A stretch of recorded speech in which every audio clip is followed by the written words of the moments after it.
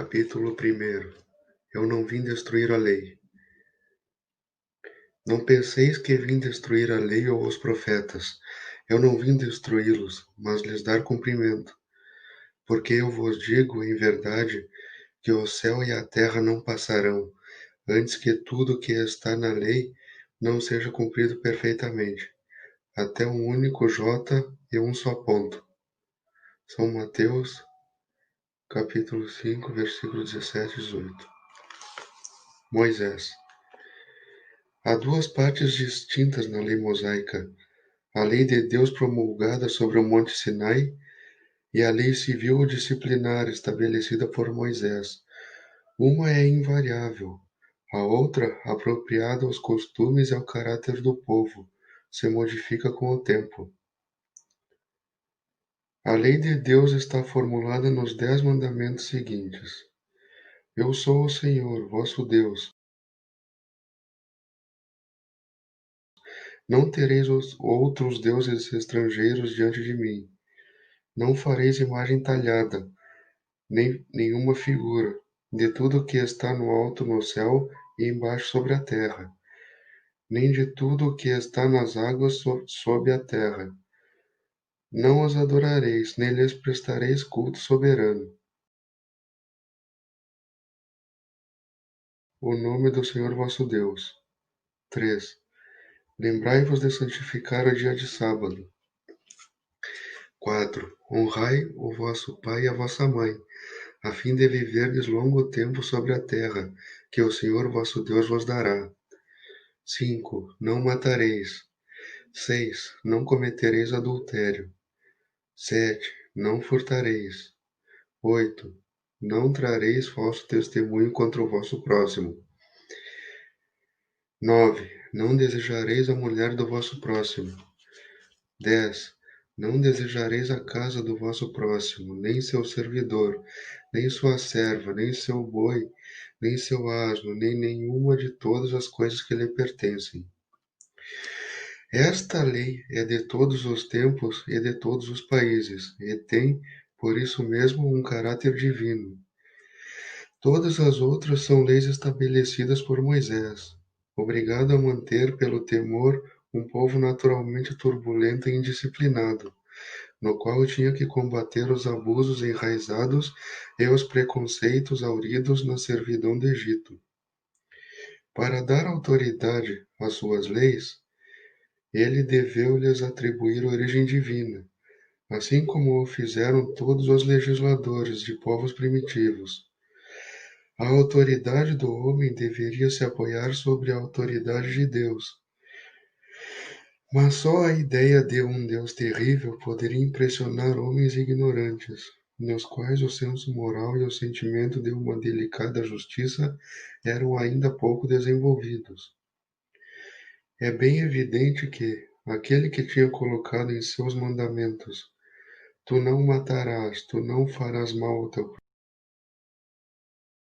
próximo, dizer, fazendo delas um dever de extermínio. As leis mosaicas, propriamente ditas, tinham, pois, um caráter essencialmente transitório. Cristo. Jesus não veio destruir a lei, quer dizer, a lei de Deus.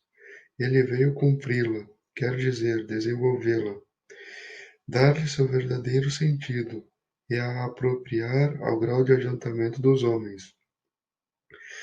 Por isso se encontra nessa lei o princípio dos deveres para com Deus e para com o próximo, que constituem a base de sua doutrina.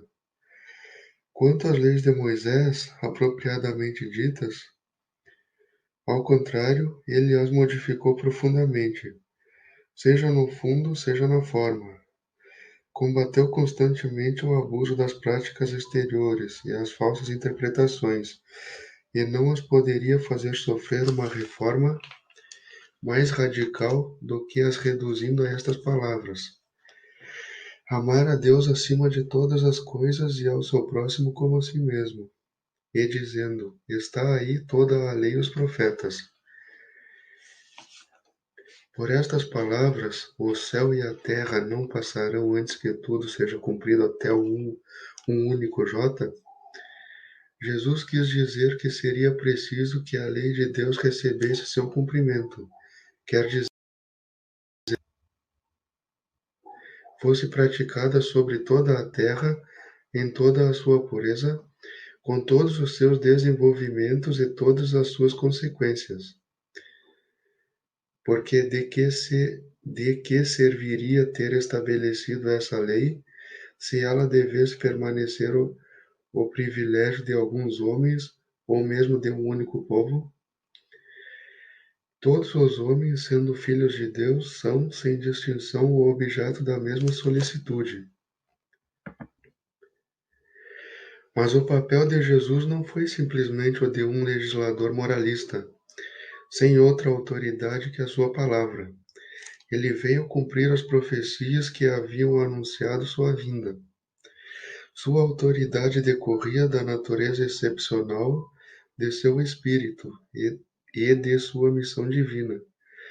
Veio ensinar aos homens que a verdadeira vida não está sobre a terra, mas no reino dos céus.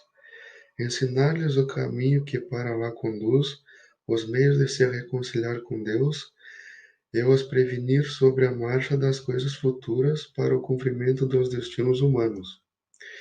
Entretanto, não disse tudo, e sobre muitos pontos se limitou,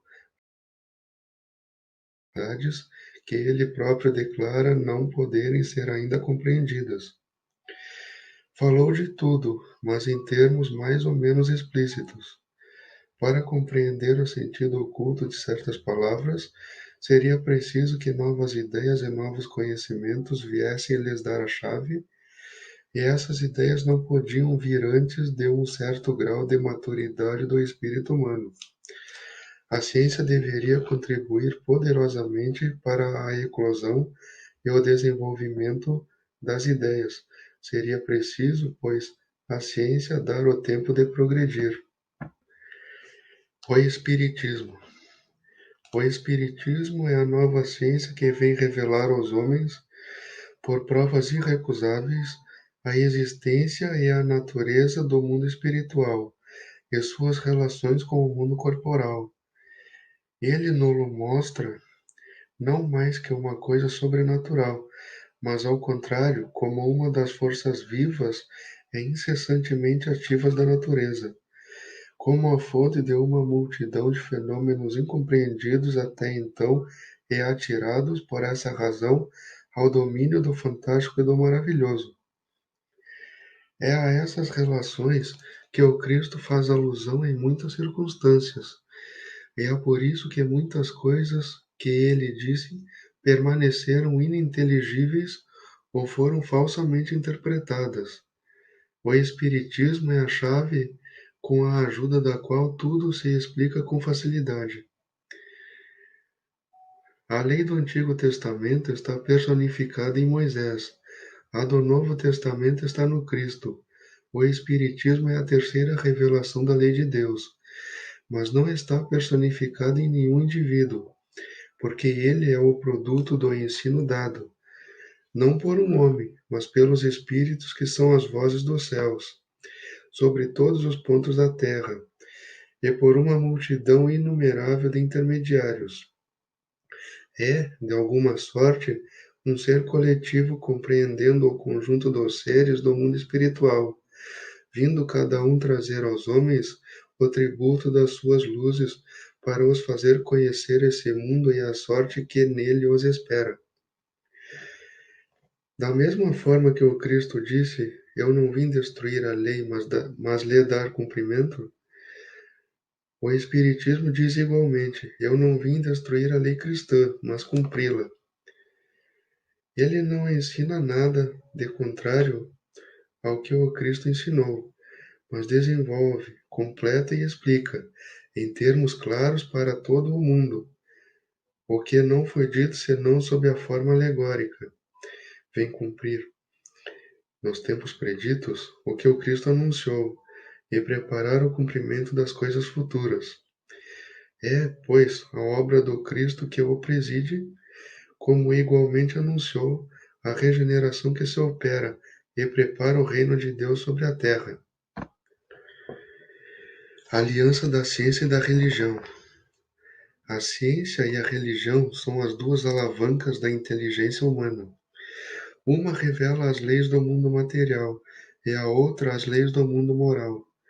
Mas umas e outras, tendo o mesmo princípio que é Deus, não podem se contradizer, se elas são a negação uma da outra.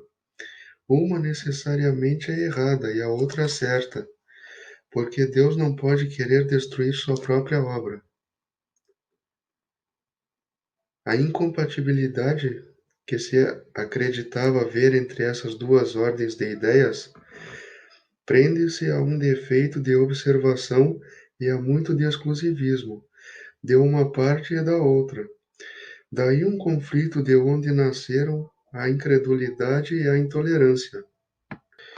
Os tempos são chegados em que os ensinos do Cristo devem receber seu complemento, em que o véu lançado propositadamente sobre algumas partes desse ensino deve ser levantado, em que a ciência, deixando de ser exclusivamente materialista, deve se inteirar do elemento espiritual, e em que a religião, cessando de menosprezar as leis orgânicas e imutáveis da matéria, essas duas forças, se apoiando uma sobre a outra e andando juntas, se prestarão mútuo apoio. Então a religião, não recebendo mais o desmentido da ciência, adquirirá uma força inabalável, porque estará de acordo com a razão, e não se lhe poderá opor à irresistível lógica dos fatos. A ciência e a religião não puderam se estender até hoje, porque cada uma, examinando as coisas sob seu ponto de vista exclusivo, se repeliam mutuamente. Seria preciso alguma coisa para preencher o vazio que as separava, um traço de união que as aproximasse. Esse traço de união está no conhecimento das leis que regem o mundo espiritual e suas relações com o mundo corporal. Leis tão imutáveis como as que regem o movimento dos astros e a existência dos seres. Essas relações, uma vez constatadas pela experiência, uma luz nova se fez. A fé se dirigiu à razão. A razão não encontrou nada de ilógico na fé, e o materialismo foi vencido. Mas nisso, como em todas as coisas, há pessoas que permanecem para trás, até que sejam arrastadas pelo movimento geral que as esmagará se quiserem lhe resistir, em lugar de a ele se abandonarem. É toda uma revolução moral que se opera neste momento e trabalha os espíritos. Depois de elaborada durante mais de 18 séculos, ela se aproxima de seu cumprimento e vai marcar uma nova era na humanidade. As consequências desta revolução são fáceis de prever. Deve trazer nas relações sociais inevitáveis modificações, às quais não está no poder de ninguém se opor, porque estão nos desígnios de Deus e resultam da lei do progresso, que é uma lei de Deus. Instruções dos Espíritos, a Era Nova. Deus é único, e Moisés é o Espírito que Deus enviou em missão para o fazer conhecer, não somente aos hebreus, mas ainda aos povos pagãos. O povo hebreu foi o instrumento de que Deus se serviu para fazer sua revelação por Moisés e pelos profetas. E as vicissitudes desse povo eram destinadas a impressionar os olhos e fazer cair o véu que escondia a divindade aos homens. Os mandamentos de Deus dados por Moisés trazem o germe da mais ampla moral cristã. Os comentários da Bíblia limitavam-lhe o sentido, porque, postos em prática em toda sua pureza, ela não teria sido então compreendida. Mas os 10 mandamentos de Deus não ficaram menos como o frontispício brilhante, como o farol que deveria iluminar a humanidade no caminho que ela tinha a percorrer. A moral ensinada por Moisés era apropriada ao estado de adiantamento no qual se encontravam os povos que ela foi chamada a regenerar.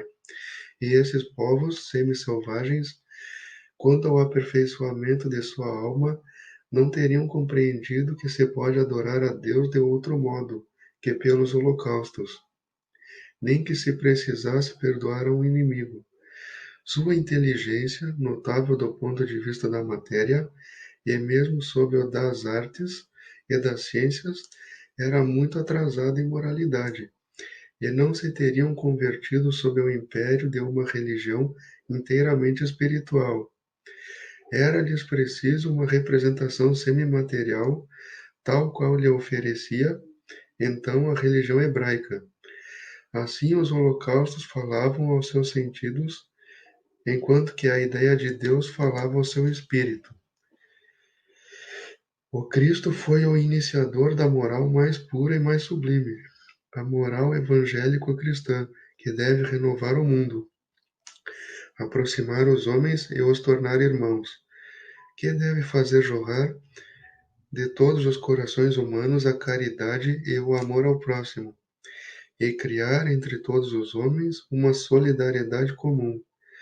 De uma moral, enfim, que deve transformar a terra e dela fazer uma morada para os espíritos superiores àqueles que a habitam hoje.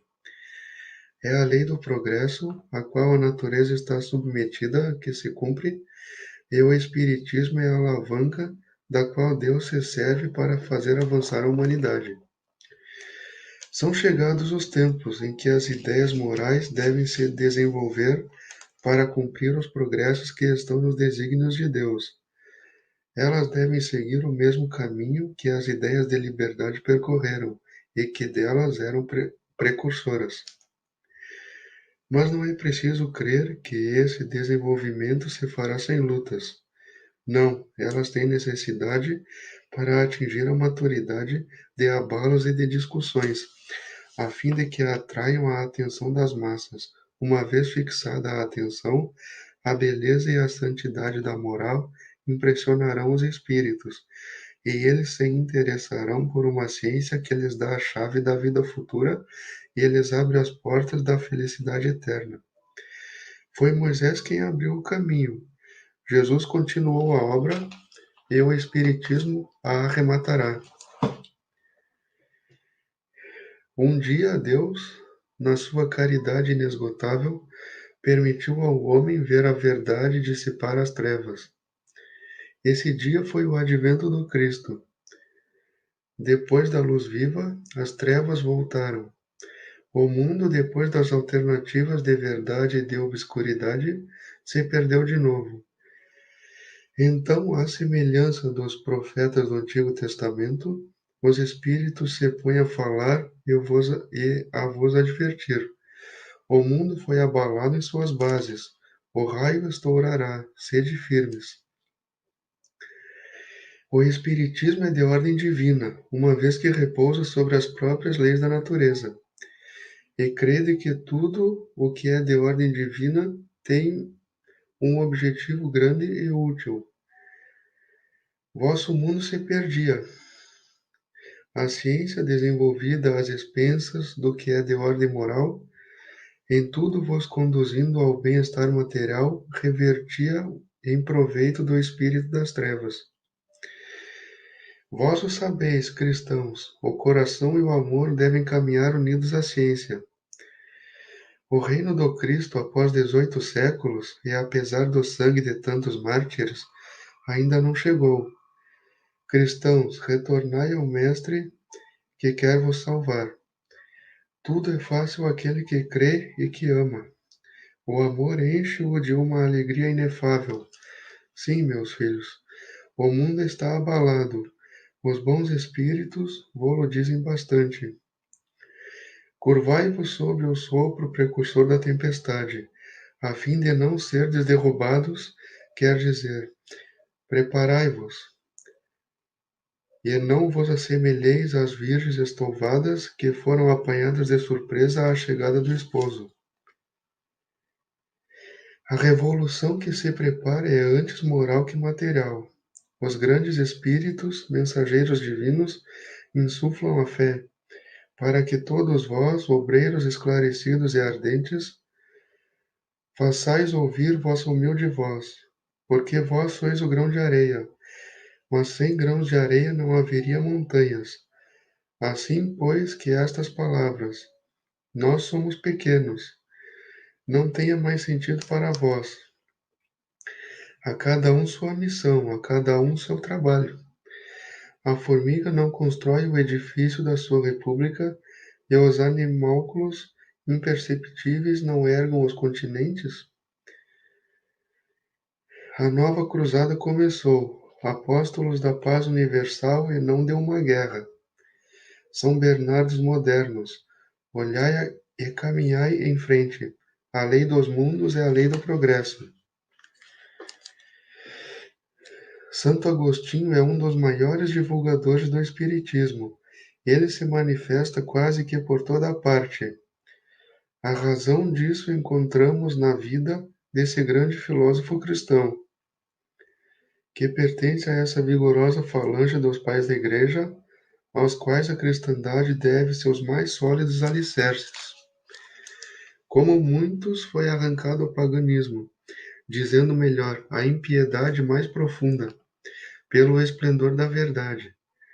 Quando, em meio aos seus excessos, sentiu em sua alma essa vibração estranha que o chamava para si mesmo. Ele fez compreender que a felicidade estava alhures e não nos prazeres excitantes e fugidios.